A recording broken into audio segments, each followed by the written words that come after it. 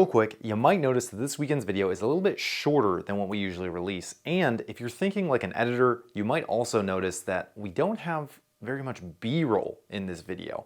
And if you watch for just a couple of minutes, you'll figure out very quickly why. Now, this is still a good video, and we don't waste your time. So thank you and enjoy. Welcome to the Talon first drive video. It's been a long time coming. Since I'm actually kind of surprised it made it this far out here. Well, on its first drive. It didn't make it out here very easily. We literally blew a charge pipe off within 2 miles of leaving the shop. But we have a running and driving Eclipse, Talon, GST, TSI all-wheel drive, whatever you want to call it. You're just confusing me already. Yeah, it's a lot of different cars in one. But it runs, and as you saw in the last video, it makes 530 horsepower, and I forget how much torque. Pretty stout. It's pretty stout.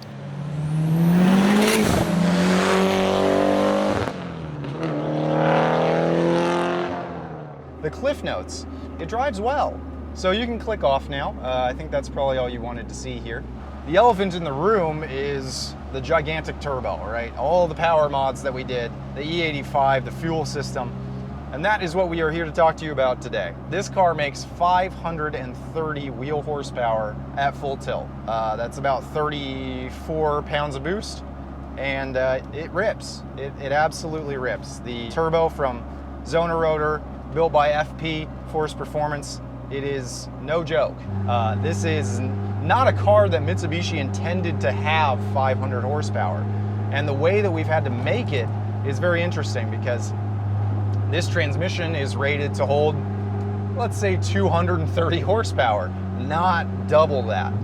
So what Ken did with the wastegate duty cycle is he just had the tune make boost much later on in the RPM range, which ideally means that it is not going to be as prone to that low-end torque that shreds transmissions and transfer cases and differentials, all of which are very expensive and hard to find nowadays. Let me do a quick poll.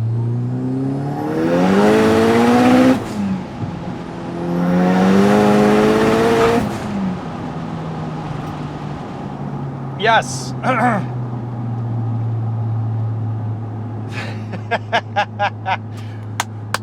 Let's go. This is a fun car to drive. Something unfortunate that we have found, though, that we didn't see on the dyno, but we are seeing now, is that with how much horsepower and torque we are making, the car likes to slip above second gear. So that was pulling all the way to 7,000 RPM and then basically just sitting there, because it's just not making the friction that it needs to at the clutch and flywheel. This is the same clutch and flywheel that we had previously, and while that was fine for 350 horsepower, it is not fine for 530. These are the issues that you encounter when you exponentially increase horsepower. So making more power, it's never free, right? Almost never can you just up a bunch of boost, make a ton of torque and horsepower, and expect to not have any drawbacks. But I will say, it's fun to drive. It's a lot of fun to just lay into it. Did you hear it go, nah? That was the slippage.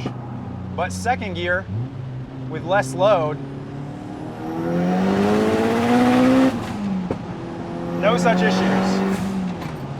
Mamma mia. This is something. Yeah, fourth gear has zero interest in gripping up on the clutch side. So for reference, my Evo 9, which I do time attack with and all that stuff, weighs 3,100 pounds, has 400 horsepower, and it has a power to weight ratio of 7.7 pounds per horsepower. Jeez. This car weighs 3,000 pounds and has 530 horsepower, and it has a power to weight ratio of 5.6 pounds per horsepower. It scoots. That is a very effective power to weight ratio.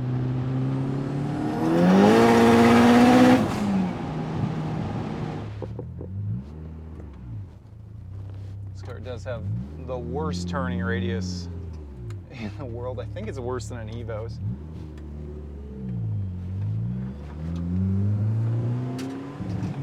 Oh, and it's died. Nothing's ever easy, I tell ya.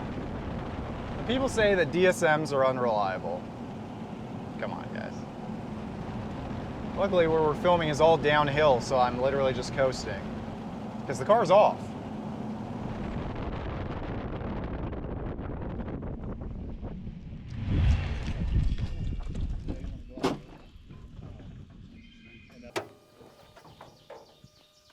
Well, timing belt's still there. That looks good, okay.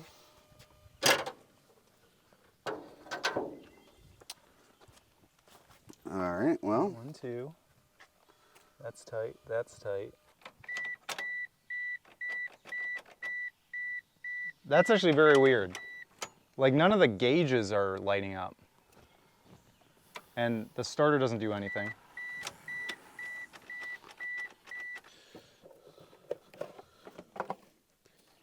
Let's see, what amp is that?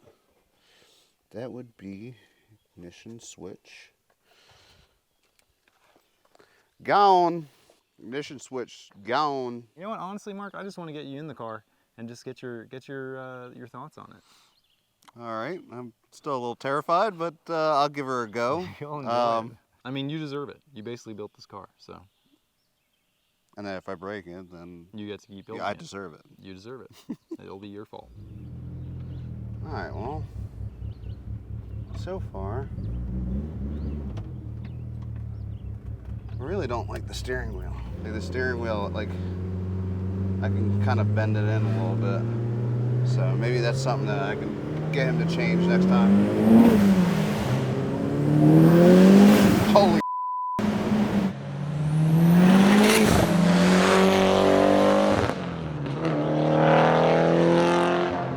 Whoa. Yeah, I wasn't ready. My palms are sweating. Here's a second gear pull. Holy. Whoa. Woo.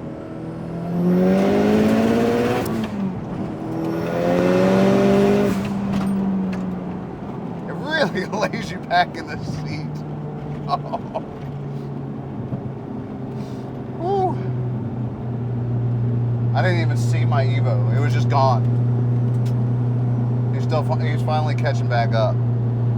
This thing is fast.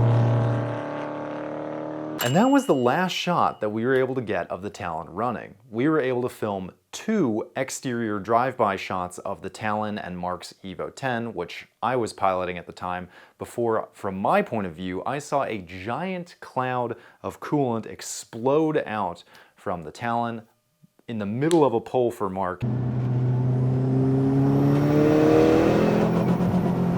And I flagged him down and I said, at which point he slowly backed down the hill with the Talon turned off to our base camp location, and we assessed what had gone wrong. Coolant. Yeah. And that has been the 3rd breakdown just today on this shoot. So that's okay. It must be the lower. It blew right off of the radiator. Cool. Yeah. Why? Awesome. So it popped way back there. Yeah. Because that's where I hit it. Yeah. And then I dragged it. Coolant. So we left the Talon where it was, and I decided to come back later that day with my truck and trailer. All right, so we came back up here, my girlfriend and I, to figure out what's going on with the Talon. Just put a little bit more coolant in it. I buttoned up the lower radiator hose. Can you crank it back over for me, Bree?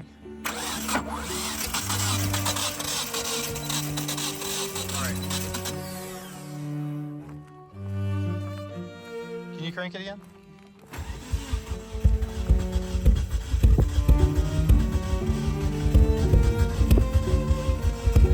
That's good.